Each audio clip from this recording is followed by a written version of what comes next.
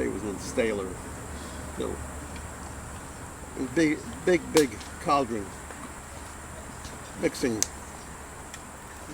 and they would get the food.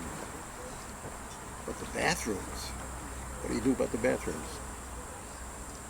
Well, when the carpenters came on board the ship, they built over the sides of the ship little booths. 2 sides, a seat, a front door, and we hope nobody ever fell out. That's what it was. So they solved the water problem, they solved the food, and we just took our time to get to Israel. When we finally arrived, we were bombed by the Iraqis, and fortunately they only hit a couple of machsanim in the Haifa port, but nothing that bothered us. But we both got off. Stanley and I both got off the ship, and we went to Petach Tikva. He had a cousin in Petach Tikva, and I knew I had a relative there. So when we came into Petach Tikva, I said, anybody here know the family Zahavi? Sure. Down the street, 3 blocks down, on the left-hand side. So I found the house of Zahavi, and I knocked on the door. And they said, well, what are you doing here? Who are you? I said, I'm related to you. How are you related to me? I don't know, but I know I'm related to you. So we had to figure out who, what, when, and where. It turns out that my grandmother and their mother were sisters. So that was my relation in Petach Tikva. And they said, well, we have another relative here, because there was another sister. In Ein Ganim, there's another family, the Specters. So I went to see the Specters. And he was one of those that were lost at sea. They don't know what happened to him. He was on a mission for the Haganah to go bomb in Lebanon. His wife was the head of the women of the army, and they had a boy who later on became one of the first pilots in the school, Aeronautic Spectre. He went on to find his relatives in Petach Tikva, the Mackenzies. Well, we were off the ship, so I volunteered.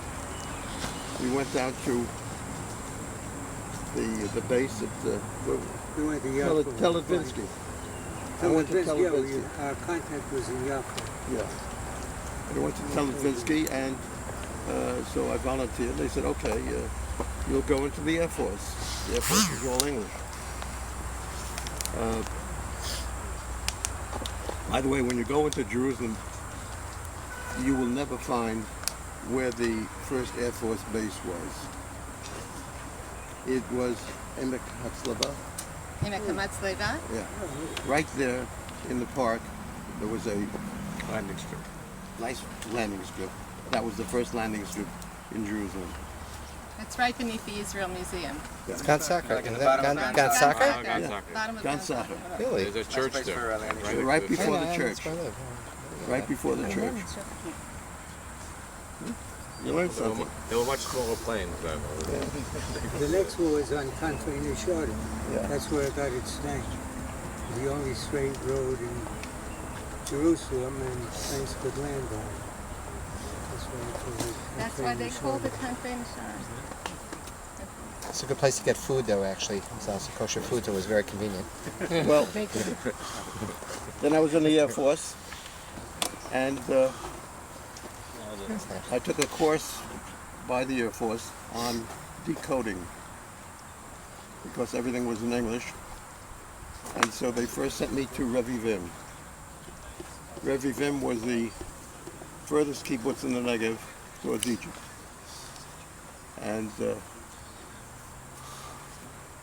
in order to get there, I had to take a plane, a DC-4, which they then had, which were flying over to bring supplies to the Negev, because the Negev was cut off at the time. So that it was 7 minutes up, 1 minute flying time, 7 minutes down. And so I got a plane ride there, and I had a hitchhike, if there was such a thing then, to Revivim to find a place on my own. When I got there was nothing to do because we couldn't use the airfield because the Arabs were on the exact opposite side of the airfield, called Bir Asluj.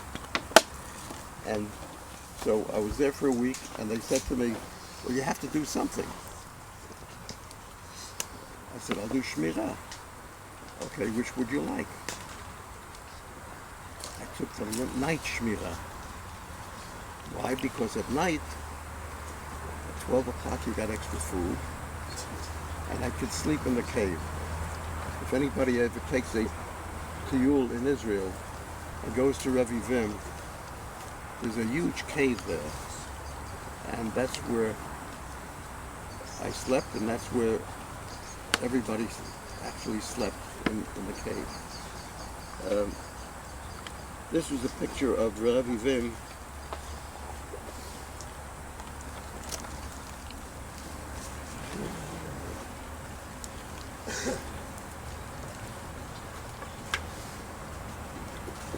This is all of Revivim, plus some Quonset huts. This was Revivim. If you go there today, you would see the same thing, except it's rebuilt. I was there with you. Yeah.